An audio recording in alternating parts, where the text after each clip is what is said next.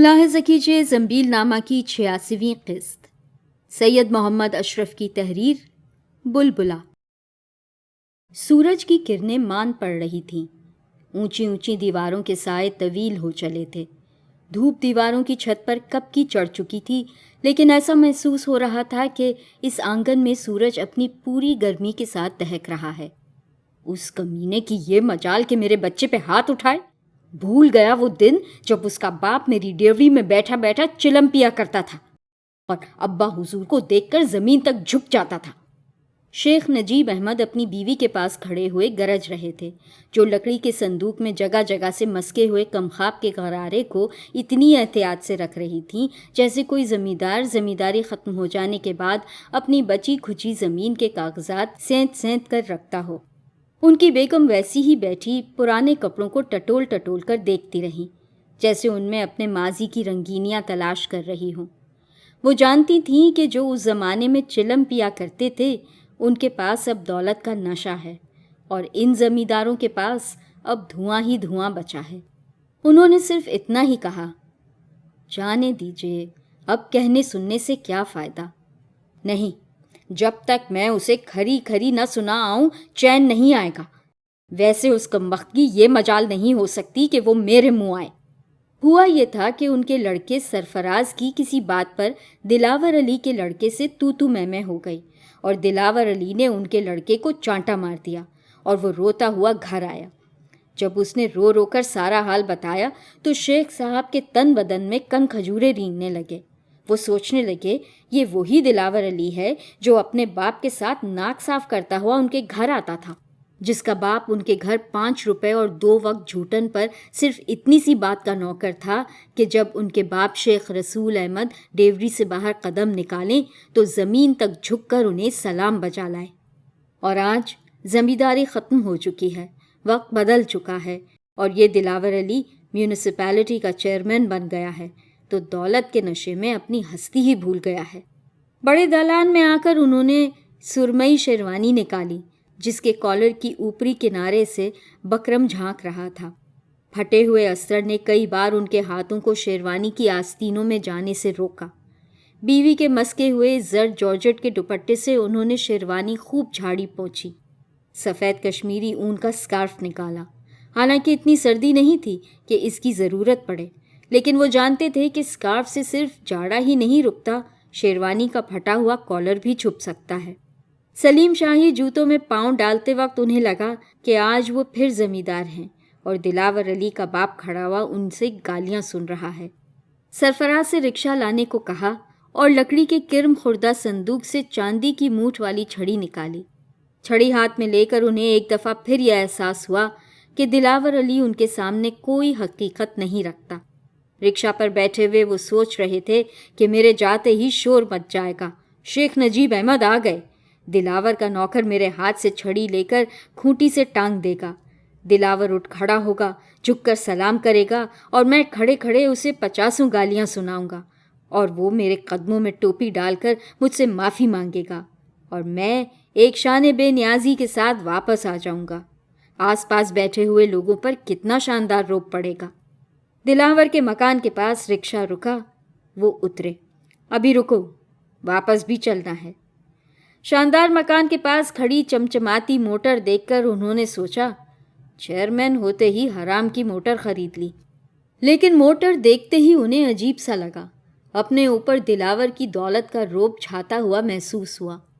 Motor کے قریب سے گزرتے ہوئے جب موٹر کے چمکتے ہوئے سرخ رنگ کا سایہ ان کی سرمئی شیروانی پر پڑا تو انہیں ایسا لگا جیسے ان کی بات سن کر دلاور علی کا سیاہ چہرہ سرخ ہو گیا ہو۔ یہ سارے خیالات دماغ سے جھٹکتے ہوئے وہ دروازے کے پاس آ کر کھڑے ہوئے۔ کال بیل کو نظر انداز کرتے ہوئے انہوں نے چھڑی کی مونچھ سے دروازے پر دستک دی۔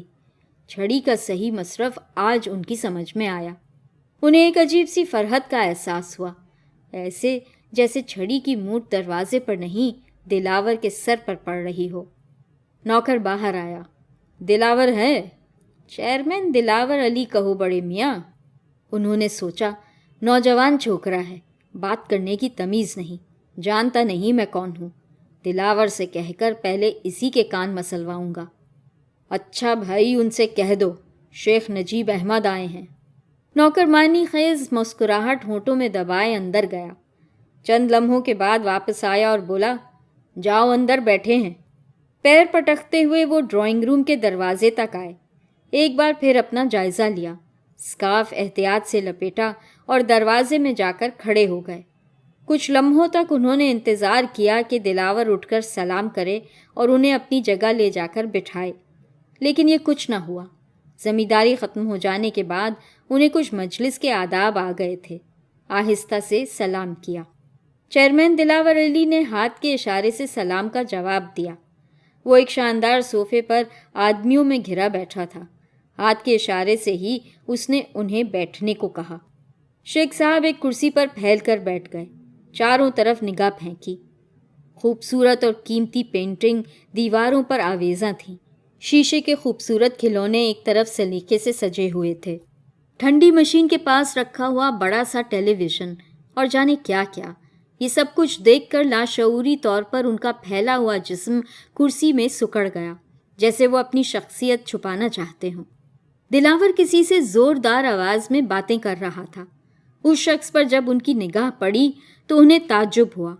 مقبول میاں دلاور علی کے سامنے ایک چور کی طرح بیٹھے ہوئے تھے، سر جھکائے ہوئے، تھکے تھکے سے۔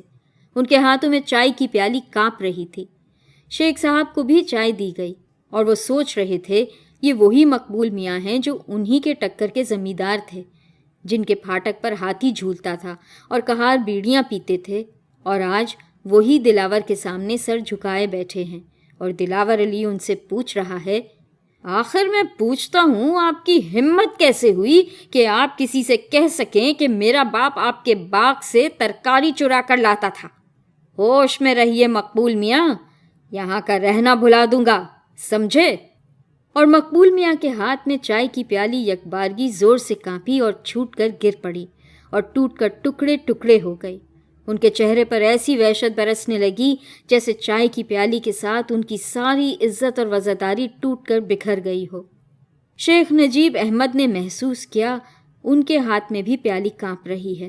دلاور علی ان کی طرف مخاطب ہوا، کہیے شیخ جی، کیسے آنا ہوا؟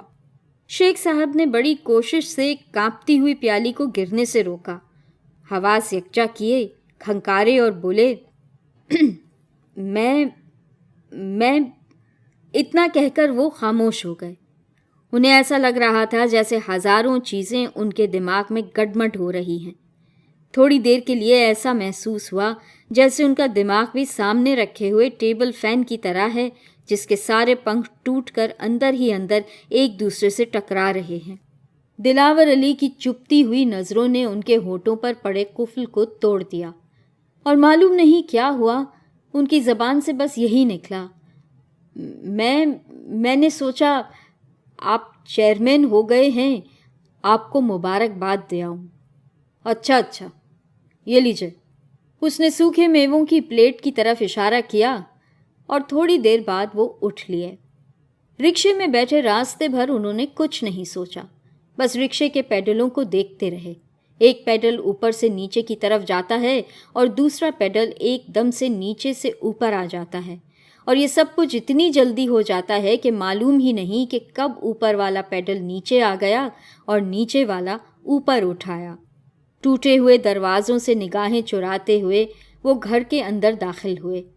آبنوسی چھڑی کھونٹی سے لٹکائی، سرفراز کو آواز دی اور کہا، بیٹا میں نے دلاور کو بہت ڈانٹا، وہ کمینہ معافی مانگنے لگا، مجھے بھی ترس آ گیا، اب اس سے یا اس کے بچوں سے کچھ کہنے کی ضرورت نہیں ہے۔ اور اندر کمرے میں آ کر شیروانی اتارتے ہوئے وہ سوچ رہے تھے، اگر آج مقبول میاں کی طرح ان کے ہاتھ سے بھی چائے کی پیالی گر کر ٹوٹ جاتی تو کیا ہوتا؟